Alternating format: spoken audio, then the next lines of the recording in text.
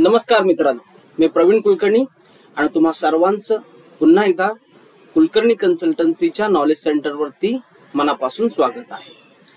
मित्रांनो, मागच्या महिन्यामध्ये केंद्रीय निवडणूक आयोगानं भारतामध्ये लोकसभेच्या निवडणुकांची घोषणा केली। मागच्या वेळेप्रमाणेच या वर्षी सुद्धा निवडणुका ह्या 7 टप्प्यामध्ये होणार आहेत। भारत हा भरपूर मोठा देश आहे, त्यामुळे होणाऱ्या निवडणुका या एका उत्सवाप्रमाणे साजरा केल्या जातात। अशा या उत्सवामध्ये आपल्याला सहभागी व्हायचं आहे। मतदान करणे हे आपलं कर्तव्य आहे आणि तशीच जबाबदारी सुद्धा आहे। मतदानाच्या दिवशी आपल्या सर्वांना सुट्टी असते, तर या सुट्टीचा आनंद आपण मतदान करून आणि योग्य कॅन्डिडेट आणि चांगल्या पक्षाला निवडून देण्यासाठी करूया। मतदानाच्या सुट्टीच्या दिवशी आपण मतदान न करता इतर ठिकाणी फिरायला जाणे किंवा मौज मजा करणे योग्य होणार नाही। चांगला विकसित भारत घडवण्यासाठी आपण मतदान करणे गरजेचे आहे। होणारी प्रत्येक निवडणूक ही आपल्यासाठी आणि आपल्या येणाऱ्या पिढीसाठी ही महत्त्वाची असते।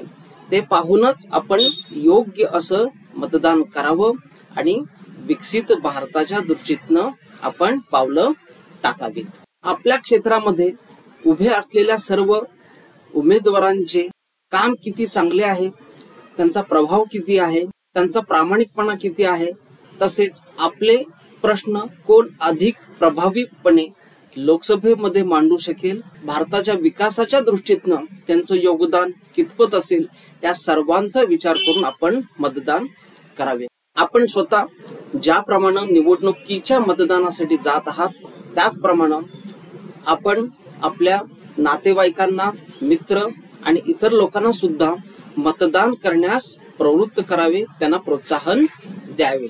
सध्याचं असणारं सरकार, निवडणूक आयोग, सामाजिक संस्था आणि इतर सामाजिक कार्यकर्ते आपला मतदानाचा टक्का वाढवण्यासाठी प्रयत्न करत असतात, त्यांना पण सहकार्य आपण केले पाहिजे। आज मी 10 एप्रिलला हा व्हिडिओ बनवत आहे, तर इथून पुढे 8 ते 10 दिवसानंतर पहिल्या टप्प्यातले मतदान होणार आहे। तर जे लोक मतदान करण्यासाठी पात्र आहेत, त्यांनी आपले नाव मतदार यादीत आहे किंवा नाही याची खात्री करून घ्यावी, म्हणजे निवडणुकीच्या वेळी मतदानाच्या दिवशी आपली पळापळ होणार नाही। निवडणूक आयोगानं जे आपल्याला मतदार ओळखपत्र दिलेले आहे ते सध्या काढून ठेवावे, म्हणजे मतदानाच्या दिवशी आपला वेळ शोधाशोध करण्यात जाणार नाही। वेळ वाचला तर छानपणे मतदान करता येईल आणि मतदान झाल्यानंतर त्याचा आपल्याला आनंद सुद्धा घेता येईल। मतदानाचा टक्का वाढावा, मतदारांमध्ये जनजागृती व्हावी, म्हणूनच हा मी व्हिडिओ बनवत आहे। तर सर्वांनी मतदान करावे आणि भारताची लोकशाही मजबूत होण्यासाठी प्रयत्न करावे। आपले नाव मतदार यादीमध्ये आहे किंवा नाही पाहण्यासाठी निवडणूक आयोगाची वेबसाईटची लिंक ही मी डिस्क्रिप्शन मध्ये देत आहे। त्या लिंकचा वापर करून आपण आपले नाव शोधावे आणि आपले नाव असल्याची खात्री करून घ्यावी। या व्हिडिओच्या सुरुवातीला आणि शेवटी मतदान किती टप्प्यात होणार आहे आणि कोणत्या दिवशी होणार आहे याचा एक फोटो मी ठेवलेला आहे, आपण तो पाहावा आणि त्याप्रमाणे मतदान करावं।